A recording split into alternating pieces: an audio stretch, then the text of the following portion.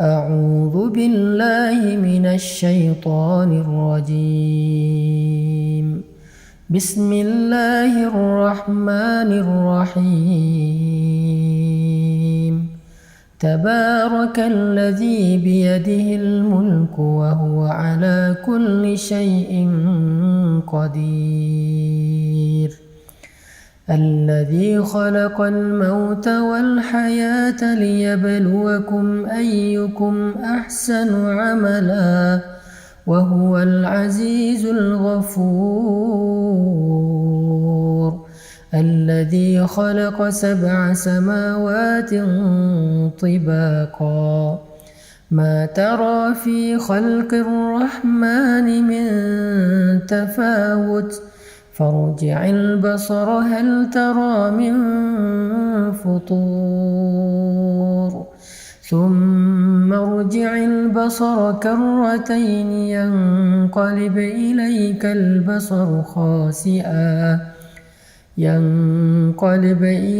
البصر خاسئا وهو حسير.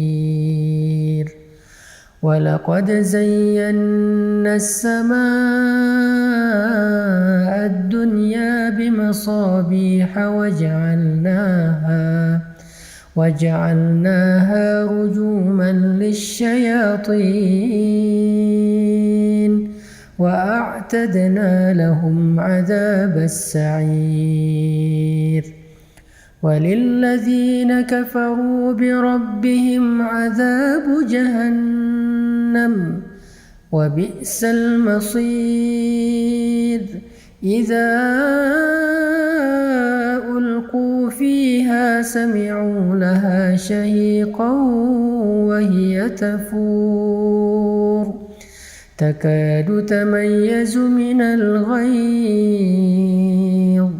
كلما ألقي فيها فوج سألهم خزنتها ألم يأتكم نذير. قالوا بلى قد جاءنا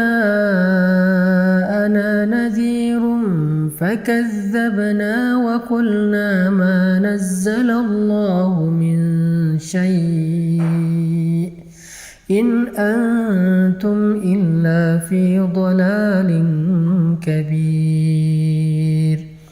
وقالوا لو كنا نسمع أو نعقل ما كنا في أصحاب السعير فاعترفوا بذنبهم فسحقا لأصحاب السعير.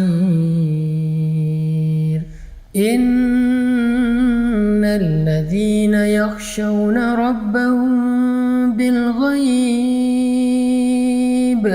لهم مغفرة وأجر كبير. وأسروا قولكم أو اجهروا به إنه عليم بذات الصدور. ألا يعلم من خلق وهو اللطيف الخبير. هو الذي جعل لكم الأرض ذلولا فامشوا في مناكبها وكلوا من رزقه وإليه النشور. أأمنتم من في السماء أن يخسف بكم الأرض فإذا هي تمور أم أمنتم من في السماء أن يرسل عليكم حاصبا فستعلمون كيف نذير. ولقد كذب الذين من قبلهم فكيف كان نكير. أولم يروا إلى الطير فوقهم صافات سماوات ويقبضن ما يمسكهن إلا الرحمن إنه بكل شيء بصير أمن هذا الذي هو جند لكم ينصركم من دون الرحمن إن الكافرون إلا في غرور أمن هذا الذي يرزقكم إن أمسك رزقه بل لجوا في عتو ونفور أفمن يمشي مكبا على وجهه أهدى أمن يمشي سويا على صراط مستقيم قل هو الذي أنشأكم وجعل لكم السمع والأبصار والأفئدة قليلا ما تشكرون قليلا ما تشكرون قليلا ما تشكرون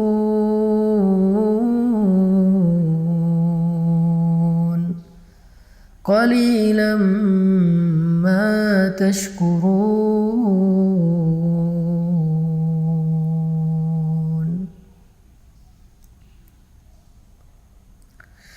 قل هو الذي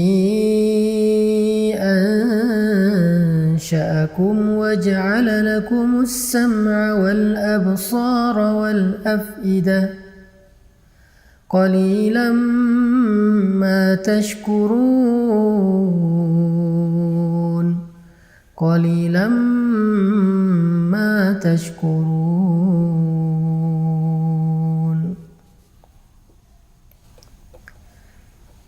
Katakanlah, Dialah yang telah menciptakan kalian, lalu menjadikan untuk kalian pendengaran, penglihatan, dan hati, dan akal fikiran.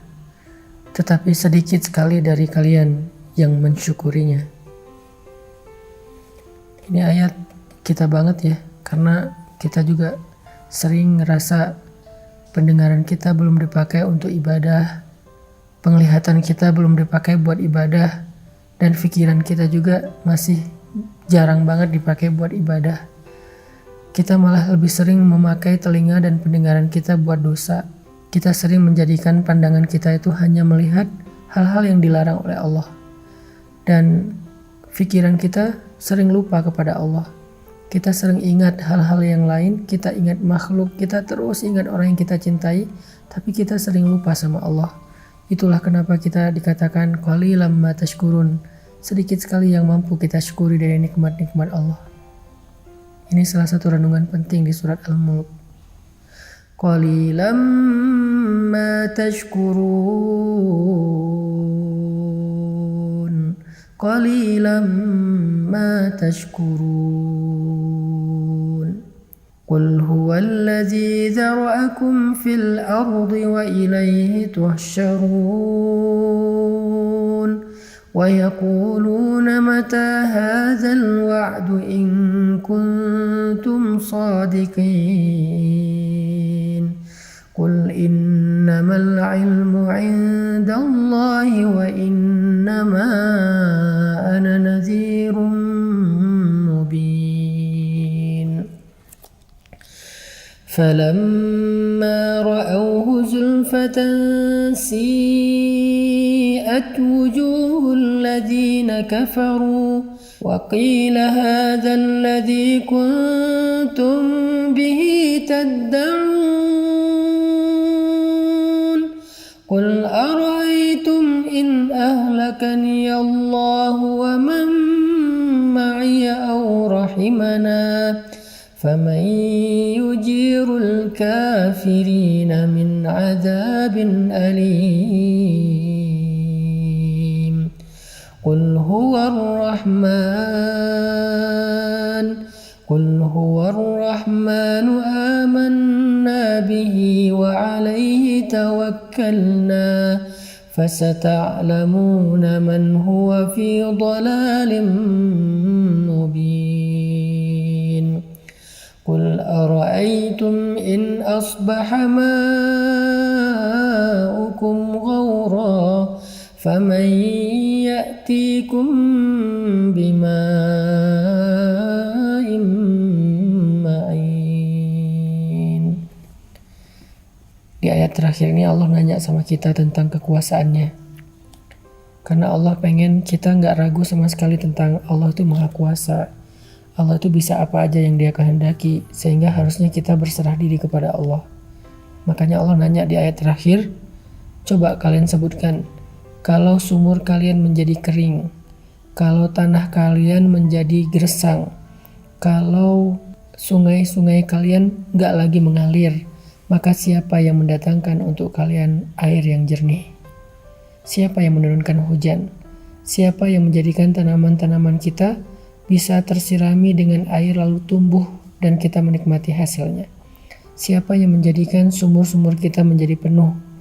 Allah Subhanahu wa Ta'ala, Maha Kuasa, memelihara kita. Itu Allah baru ngasih satu contoh, yaitu air ketika kita dalam musim kemarau yang panjang. Kalau dalam contoh ini aja kita yakin bahwa Allah Maha Kuasa, Allah lah yang selama ini ngasih kita rezeki, ngasih kita pemeliharaan. Terus kenapa kita nggak berserah diri aja sama Allah Subhanahu Wa Taala sehingga hati kita menjadi tenang? Kenapa kita nggak memperbaiki hubungan kita dengan Allah sehingga ketika kita butuh Allah, Allah akan membantu kita?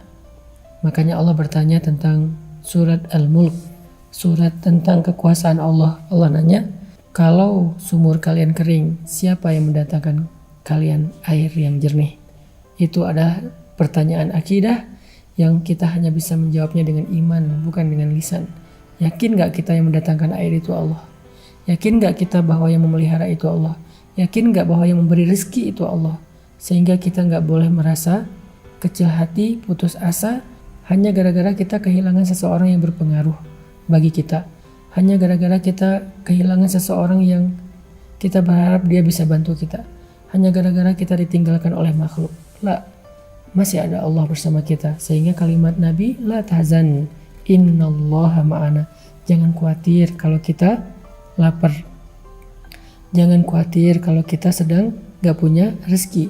Karena Allah yang mendatangkan air hujan, maka Allah juga yang bisa mendatangkan rezeki untuk kita. Kita baca sekali lagi dengan renungan akhir dari ayat surat Al-Mulk. قل أرأيتم إن أصبح ماؤكم غورا فمن يأتيكم بماء معين. صدق الله العظيم.